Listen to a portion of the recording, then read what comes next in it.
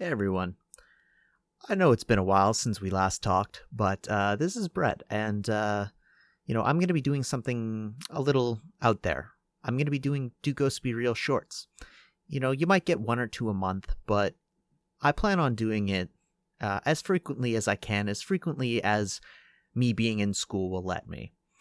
And, I had this idea to just kind of go over some ghost stories or go over a haunted place. Today I decided to do a place that's very close to me, and by close to me, I mean it's about a 20-minute walk from my house in Saskatoon, and that's the Marr Residence. Now, the Marr Residence has a very fascinating history, and I figured going through and talking about this building in particular and having the weird experiences I did outside of the house beforehand, and then we'll dive into some history of, maybe there's a reason why it's haunted or whether it's not haunted. Who's to say? I'm not the guy to be the authority on ghosts. So my experience with the Marr Residence, I've never been inside it actually, and I know me and the boys were talking about potentially doing a tour earlier on in our episode on Ghost Stories of Saskatchewan. Well, the Marr Residence, I've only been outside it once or twice, and the last time I was outside it was probably in high school, and I'm 28 now, so I must have been 16 or so. I just had my driver's license. I was out there with a girlfriend at the time, and her friends, because we wanted to visit the spooky house late at night. So it was probably about midnight, and we arrived in front and parked, and it's an area of our city that's actually quite small. And by small I mean the roads are very narrow. These houses were built kind of at a time where houses weren't massive and streets and cars weren't massive, so it's a bit of a tight spot. But it was about wintertime. I believe it was wintertime when we went, and it was very creepy. Just knowing the history of the house a little bit and knowing that it was potentially haunted really kind of gets the hair on the back of your neck standing up. So as is, I already went into it, fully believing in ghosts and being kind of a scaredy cat, to be 100% honest. But we went there. And when we got there, all I could feel was this weird energy. And the reason I say weird energy is it felt like I got punched in the gut. And it was almost like my breath was taken away when we were sitting outside of the residence. And I had this weird sensation of smelling copper, like almost like someone had a handful of pennies in front of me and I was smelling like pennies. And I go, that is so strange. Like, that is the weirdest thing. And I had this like really bad, almost ominous feeling being parked outside of the house without really knowing the history of the ghosts at all. I just was a dumb kid and knew like, oh, this is a haunted house, so obviously it's going to be, a little bit spooky. So it wasn't much more than about 10 minutes before I decided to hightail it out of there with my girlfriend and all her friends, because we all had kind of a creepy feeling around the place. As a whole, especially local ghost places, you kind of are a little unsettled staying outside of them or being around them in general, to be quite honest with you. I mean, there's certain places that I won't go. I mean, you guys all know from our previous podcasts talking about the Pioneer Cemetery. That place is it's very unsettling. And this house is, I would say, probably about a 5 to 10 minute walk from the Pioneer Cemetery. So this is a very old part of Saskatoon. This was I believe, because I did a little bit of research before I started this, just because I wanted to get into the history of the place.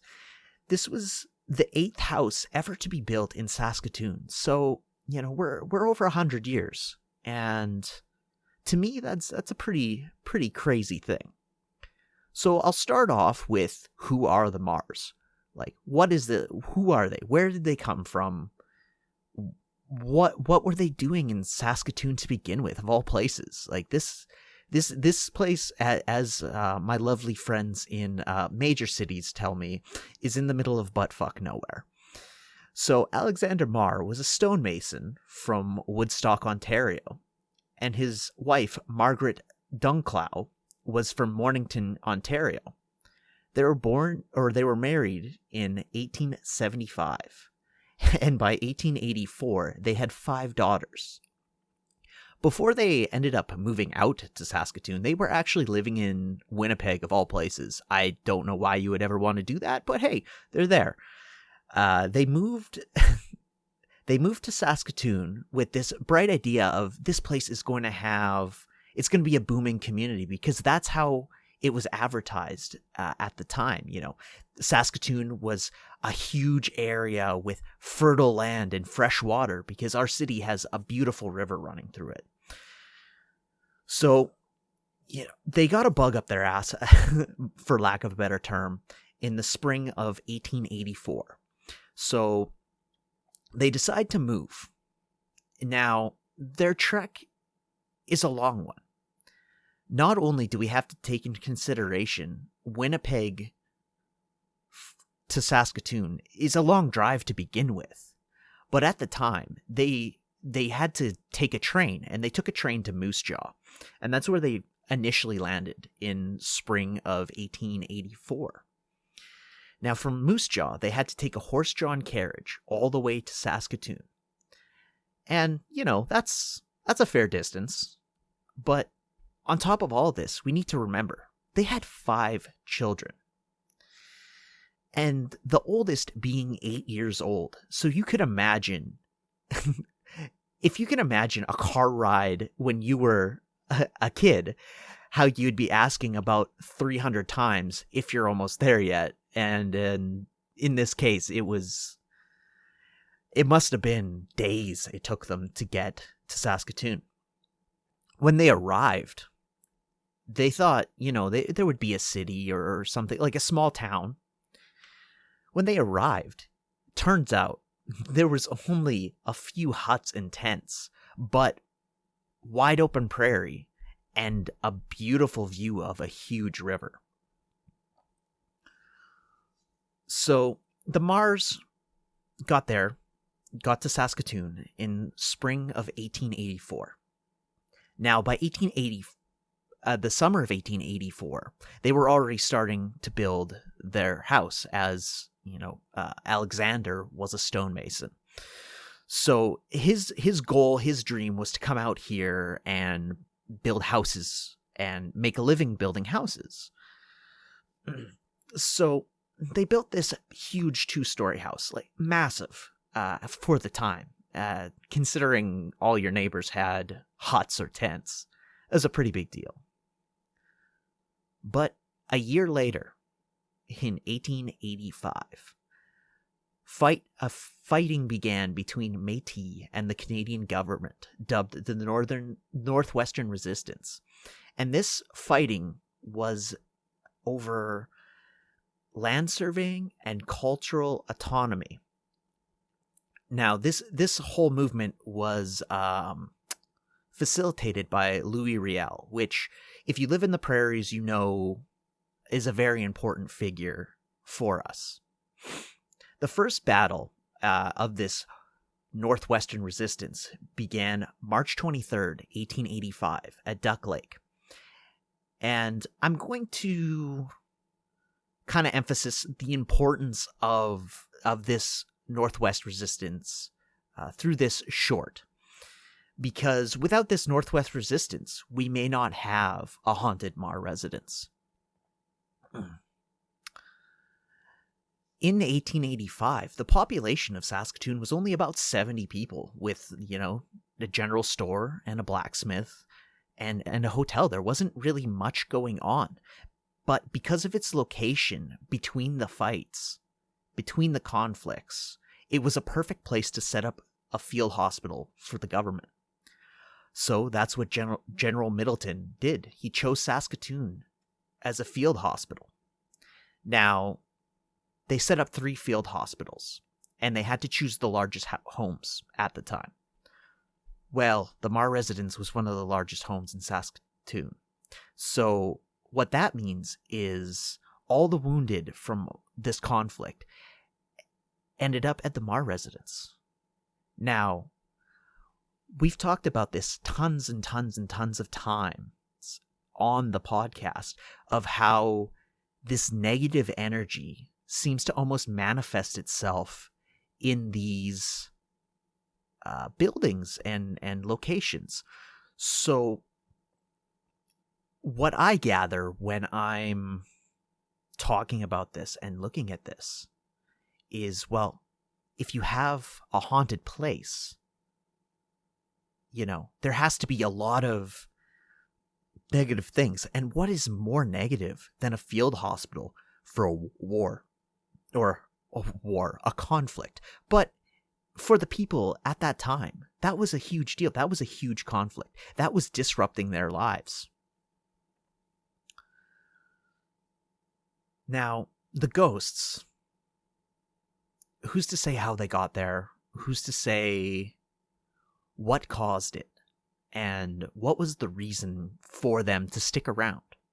Now, everyone has their theories. My theory, personally, especially for one of the ghosts, is, he probably passed away at that field hospital. And we have to take into consideration, the field hospital was not just for soldiers. There was also local people and families going to that field hospital because there was no other place to go that was close enough. So we have to take into consideration surgeries going on there, people dying. Like, the amount of bodies, the amount of blood that this place probably has seen out of every other place is incredible.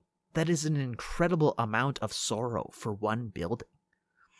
And on top of it being very old, that probably adds to it now. Just that negative energy being able to manifest itself is wild to me. Now, there seems to be 2 ghosts at the Marr Residence.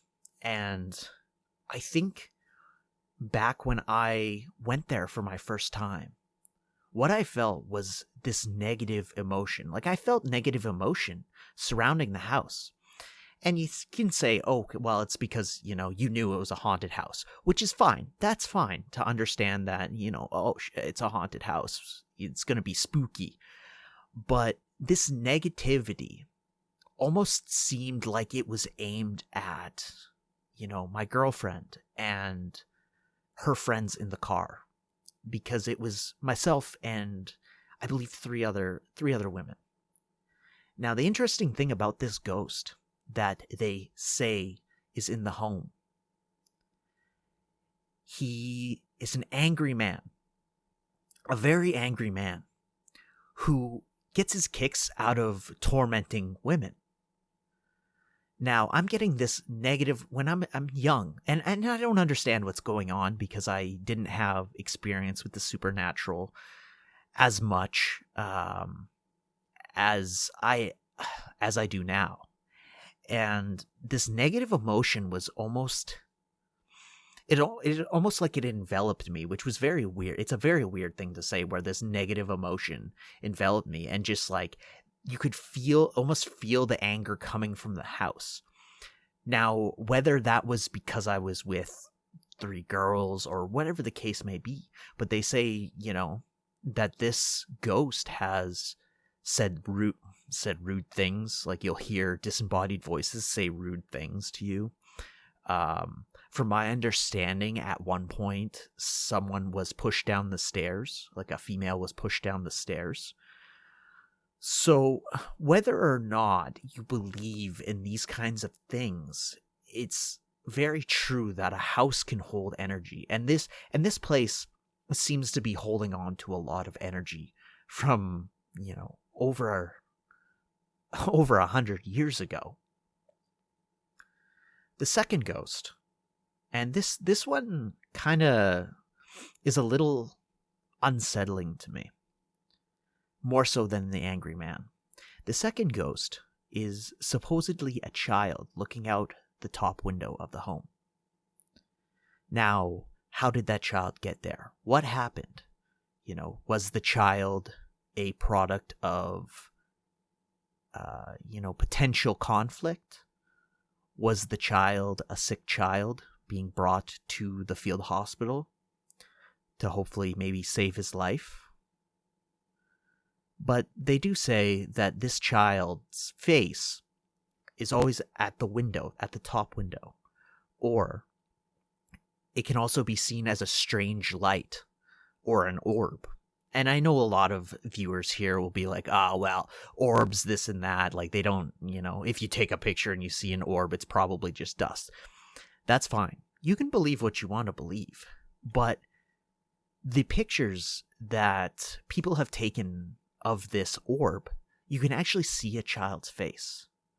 Now, I personally would love to go into this building and see if I can feel anything and see if I can feel that same emotion I felt all those years ago, because it's been so long.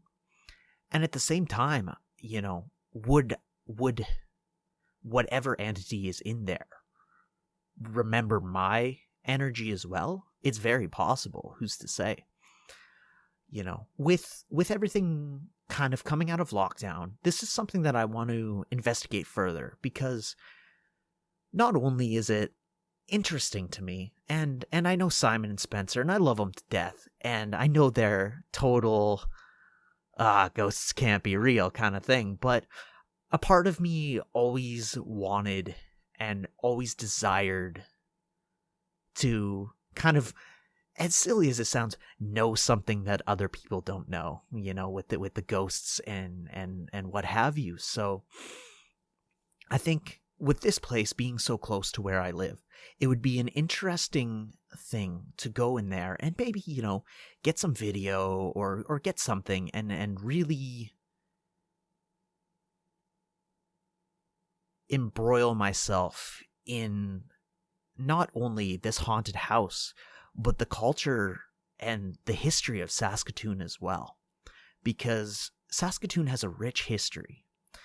A lot of it bad, not a bunch good, but it still has history. And I think it's important that we look at that history and, learn from it. That's huge. And I don't think we do that enough right now. But, this is just a quick little short that I wanted to do, and I wanted to test it out and see what you guys thought of it. And, just let me know. Just let me know how you feel about it. You can email us at doghostsberealpodcast@gmail.com. You can hit up our Instagram and let us know. Let us know if you like these little shorts. I'm hoping to do 1 or 2 a month, depending on how much time I have. This one was just a quick little taste of the Marr Residence and my personal experiences outside of it, and just wanting to touch base with everybody who listens and know that we aren't going anywhere. We've just been busy, incredibly busy. So I appreciate everyone who has talked to us about it or given us feedback. And, also those who just really enjoyed the show. That's incredible. When we started off, we figured, maybe we'd have like 5 people listening. But the fact that people are still messaging us about it and enjoying the content makes us want to do it more.